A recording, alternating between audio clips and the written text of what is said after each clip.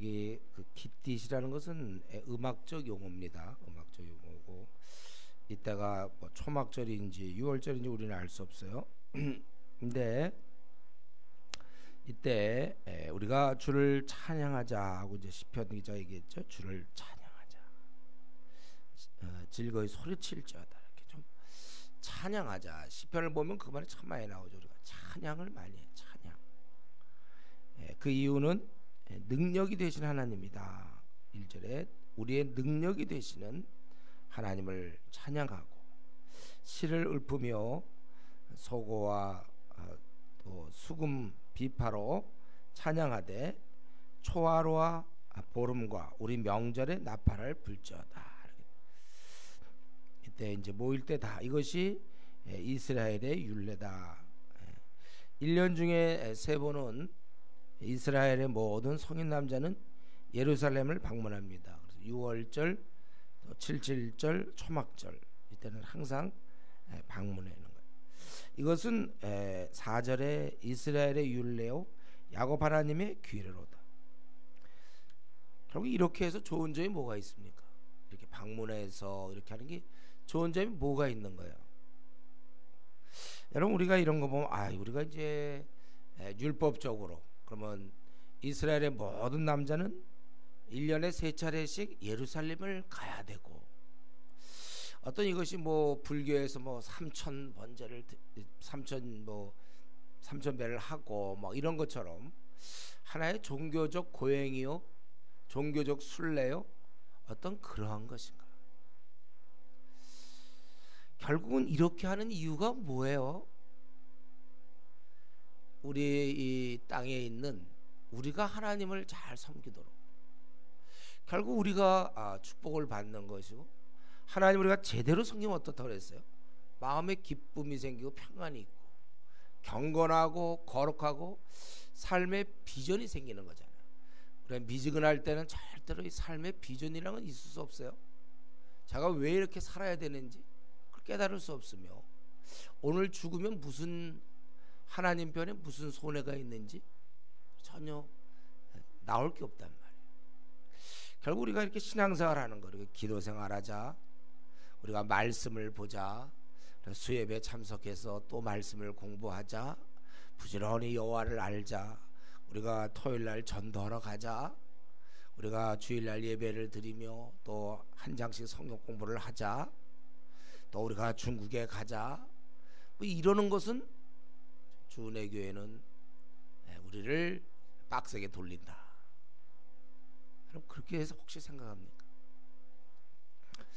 우리가 그것이 아니고 이렇게 하는 것이 우리에게 큰 유익이 되는 거예요. 나그네 길에서 우리가 자칫 잘못하면 죄 가운데 빠지기 십상이에요. 우리는 워낙 죄성을 갖고 있는 우리가 세상의 유혹을 받으니까 죄 가운데 빠지기 십상인데 이럴 때 건져주는 거야. 이럴 때 우리도 보면 이제 우리 수련회 영성 캠프 이런 데 와서 다시 한번 새롭게 되고 우리는 죽을 때까지 계속 중간 이런 징검다리가 있어야 되는 거예요. 우리가 물론 배우기도 하지만 잃었던 것을 다시 회복시키는 그래서 이런 수련회가 중요한 것입니다. 이스라엘 백성들도 최소한도 1년에 3차례는 물론 그곳에서 이제 계속 예배도 드리고 그러겠지만은 예루살렘을 의무적으로 방문하는 것인데 바로 이렇게 이런 4절에 이스라엘의 율례요 야곱의 하나님의 규례다. 왜? 너희를 위하여, 우리를 위하여. 그래서 사실은 우리가 이러한 새벽기도라든가 수예배라든가 습관이 되면 제일 좋아요. 습관. 저절로 일어나서 말씀 보는 습관, 기도하는 습관. 이 습관을 젊을 때 만드느냐 못 만드느냐에 따라 앞으로 노후 준비가 되느냐 안 되느냐, 신앙의 노후 준비 이게 돼야 되는 거예요. 이거 나중 이제 나이 들어서 습관 만들기 어려워요. 젊을 때부터. 저는 사실 중학교 때부터 새벽기도 참 저에게 얼마나 5시만 되면 제가 새벽기도 1시간 2시간씩 이제 하고 기도하고 저한테 얼마나 유익이 된지 몰라요. 그러다 그만 대학 들어가서 좀 헤맸지만 주님께서 다시 불러주셔서 그래도 그 기간이 그렇게 길진 않았죠. 그래서 다시 대학 시절부터 정말 새벽기도 많이 했고 늘 이런 게 우리 신앙을 지켜주는 것입니다. 이제 우리가 주를 찬양하는 이유는 우리의 일절의 능력이 되기 때문에 그런 것이고, 그리고 이제 이러한 모든 것의 이유가 5절부터 7절까지 하나님의 애굽 땅을 치러 나아가시던 때에 요셉의 족속 중에 이를 증거로 세우셨도다. 거기서 내가 알지 못하던 말씀을 들었네. 여기 좀 애굽을 치러 나간다는 것은 애굽에 있는 우리 이스라엘 백성을 이제 구원하셨을 때라 그거예요. 치러 나갔을 때, 구원하셨을 때 요셉의 족속 중에 이를 증거로 세웠다. 증거로 세웠다는 건 보았다는 것입니다. 거기서 내가 알지 못하던 말씀을 들었나니, 이게 아마도 이제 출애굽과 관련된 그런 말씀이겠죠. 그리고 이르시되 내가 그의 어깨에서 짐을 벗기고 그의 손에서 광주를 놓게 하였도다. 어깨에서 짐을 벗기고 그의 손에서 광주를 놓았다는 얘기는 물건 나르는 걸 생각할 수 있겠죠. 즉 노예 생활, 애굽의 종살이 되었던 그곳에서 벗어나게 했다는 거예요. 네가 고난 중에 부르짖음에 내가 너를 건졌고 우레소리에 은밀한 곳에서 네게 응답하며 무리바 물가에서 너를 시험하였도다.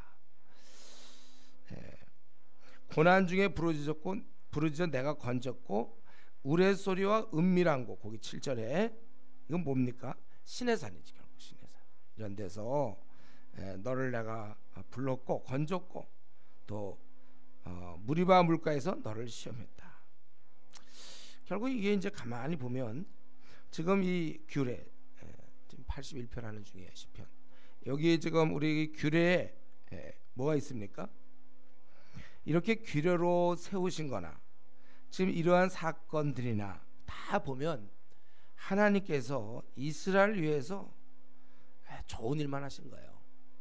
능력이 또 되시고, 우리가 이 하나님을 섬기는 것은 어떤 율법을 따라서 괴롭게 모태신앙들이 보통 갖는, 그냥 주일날 11시 예배는 어떻게든지 가야 되고 그냥 어쩔 수 없이 드리는 이런 내용이 아니에요. 한번 제일 좋은 친구, 나에게 가장 잘 대해주는 사람 누군가요? 부모님입니까? 나에게 가장 잘 대해주는 사람보다 더 잘 대해주는 사람, 더 잘 대해주는 사람, 이런 사람이 바로 우리 하나님이시란 말이에요. 우리를 건지시는 분.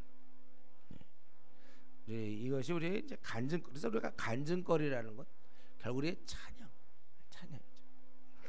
하나님은 이렇게 하시지만 8절부터 마지막 절까지 보면 이제 이스라엘이 배반한단 말이에요. 내 백성이여 들으라, 내가 네게 증언하리라. 내 말을 들어라. 이스라엘이여 내게 듣기를 원하노라. 너희 중에 다른 신을 두지 말며 이방신에게 절하지 말지어라. 결국 이스라엘이 이렇게 지금 이 말을 하는 이유는 이제 그들이 그렇게 하니까, 나는 너를 애굽 땅에서 인도해 낸 여호와 네 하나님이니 네 입을 크게 열라 내가 채우리라 하였으나, 내가 그 은혜를 간구하면 내가 들어주겠다. 이래도 11절 내 백성이, 다른 사람이 아니라 내 백성이 내 소리를 듣지 아니하며 이스라엘이 나를 원하지 아니했다는 거예요. 듣기를 싫어해. 하나님 말씀을 듣기를 싫어하죠. 오늘날도 지금 성도들 중에 많은 사람들이 이렇게 살면 내가 하나님이 기뻐할 거라고 알면서도 그렇게 잘 안 살아요. 자기가 원하는 대로 자꾸 살려고 그래. 듣기를 싫어해. 이게 하나님이 기뻐하는 것이 이거다 이렇게 얘기를 해도 그걸 자꾸 듣지 않으려고 그래요. 그래서 이스라엘 백성들도 하나님은 좋은 거를 많이 주셔도 그들은 듣지 않아요. 마치 그 가출한 청소년들을 말이에요. 부모가 사랑으로 대해도 친구들 잘못 사귀어갖고 말 안 듣고 세상적으로 나가는 거 비슷하죠. 이스라엘은 듣기를 싫어해요. 그냥 신앙생활, 우리도 뭐 신앙생활도 자기가 그냥 하고 싶은 대로 하고 듣기를 싫어한단 말이에요. 그래서 결국 어땠습니까? 우리 하나님은 이럴 때 완악한 대로 내어 버려 두세요. 그래서 그들이 임의대로 행하게 했다는 것입니다. 우리 하나님께서는 여러 번 얘기하다가 이제 끝까지 우리 하나님이 이들을 지키고 복 주시고 끌어오시지만 그러나 그들이 끝까지 말을 안 들을 때 그때는 이제 놔두시는 게 우리 하나님이세요. 그걸 아셔야 돼요, 여러분들. 그러나 오래 참는 건 맞아요. 그러나 어느 끝까지 가는 건 아니에요. 그가 잘못하고 듣지 않을 때 내어두신다고. 이게 하나님의 성품입니다. 우리는 이제 예를 들면 우리는 한 서너 번 하다가 실망하여 모르겠다. 우리가 이렇다면 하나님은 이제 한 100번 정도 하시고 그리고 나서 이제 모르겠다지. 우리처럼 뭐 금방 하진 않아요. 오래 참으시는 건 맞아요. 근데 인간은 그 오래 참으심까지도 이용하여 우리는 나가는 거죠. 그러니까 내버려 두시겠다는. 그래서 결국 이스라엘이 북왕국 이스라엘이 아수르에게 722년 BC 또 남왕국 586년에 바벨로니아에 포로가 되고 끝까지 말 안 들으니까.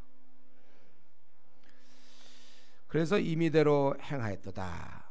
그러나 하나님은 지금도 원하는 게 13절에 내 말을 들으라. 내 말을 듣길 원해요. 이스라엘아 내 도를 따르라.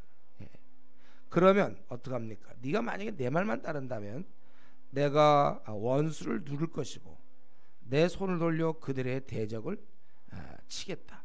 내 손을 돌려 그들의 대적을 친다는 걸 보니까 그러면 지금까지는 이스라엘을 대적했다는 거죠. 이스라엘을 벌 주시고 이 손을 들려서 너희 대적을 치겠다. 여호와를 미워하는 자는 그에게 복종하는 자 할지라도, 사실은 속으로 미워하면서도 겉으로는 복종하는 자 할지라도 그들의 시대는 영원히 계속되리라. 그들의 시대는 영원하다는 것은 그들의 그런 또 징계, 내가 그들에 대한 처벌은 영원하다, 계속된다. 그거예요. 또 내가 기름진 밀을 그들에게 먹이며 반석에서 나오는 꿀로 너를 만족케 하리라 하셨도다.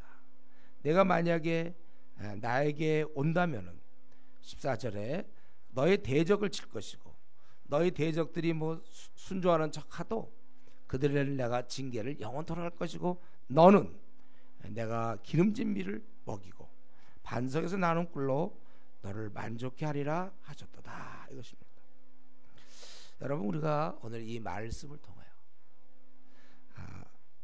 한 사람이, 한 나라가 잘 되고 못 되는 것은 다 하나님의 손안에 있는 것입니다. 원수를 물리침이나 이스라엘 민족이 풍성한 삶을 사는 거나 그것은 다 하나님의 손안에 있어요. 그럴 때 우리가 인생의 중요한 문제를, 그런 문제가 생길 때마다 우리가 기도로 나아가는 것은 이런 모든 것의 결정은 지금도 너희가 만약에 내 마음만 들은다면 13절에 내 말을 따르라. 그리하면 내가 네 원수를 물리쳐 주겠다. 이 땅의 그 어떤 것도, 답답한 문제도, 힘든 문제도, 속상한 문제도, 내가 간절히 찾아야 될 것들도 우리 하나님께서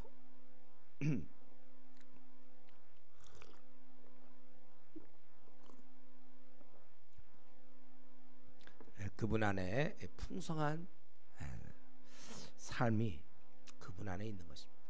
그렇기 때문에 원래 기도하는 사람은 초라하게 살 수는 없어요. 물론 가난할 수는 있죠. 가난할 수는 있어요. 이 땅에서 또 뭐 불치병에 걸려서 고통도 받을 수 있어요. 암이라든가 어떤, 또 이 땅에서 우리가 장애인도 될 수 있고 교통사고도 당할 수 있고, 그러나 그의 삶은 절대로 초라한 것이 아닙니다. 풍성한 그것을 갖고 있는 거예요. 모든 게 다 주의 손안에 있으므로 우리는 기도하게 되는 것입니다. 근데 이제 문제는 사람들이 이 하나님을 마음에 두기를 싫어해. 그러니까 이스라엘 민족도 11절에 내 소리를 듣지 아니하며 나를 원하지 아니했다. 약간 바보 아니에요? 자기에게 풍성한 복을 주는, 그러니까 쉽게 얘기해서 사원이 괜히 CEO한테 덤비는 거죠. CEO한테 덤비는 것보다 더해. 이거는 하나님이 모든 걸 알 수 있는데 우리가 어리석어서 11절에 듣지 아니하고 그 이유가 12절에 완악한 마음이. 문제는 하나님께서 우리에게 이렇게 축복하시지만 여기 이스라엘 민족은 하나님을 마음에 두기를 싫어하는 거예요. 기회를 주셨는데 스스로 거절해서 고통을 당하는 것입니다. 오늘날도 미지근한 성도들 하나님 잘 섬기면 분명히 주님이 요한복음 15장 나는 포도나무여 너희는 가지니 너희가 내 안에 있으면 많은 열매를 맺는다. 떠나서는 열매 맺는다는 약속한 적이 없어요. 그래도 떠나요. 모태신앙들 대학 들어가면 다 떠나요. 아니면 교회는 나오지만 마음은 떠난다. 그래서 스스로 고통을 당하는 거예요. 기쁨이 없잖아요. 절대로 미진한 신앙생활은요 절대로 평안이 없습니다. 기쁨이 없는 거예요. 우리 하나님은 우리가 말 잘 듣고 도를 행하길 원해요. 다 우리를 위해서. 어린애가 가출해봤자, 제가 이번 얼마 전에 며칠 전에 누굴 만났는데 보니까 이 사람은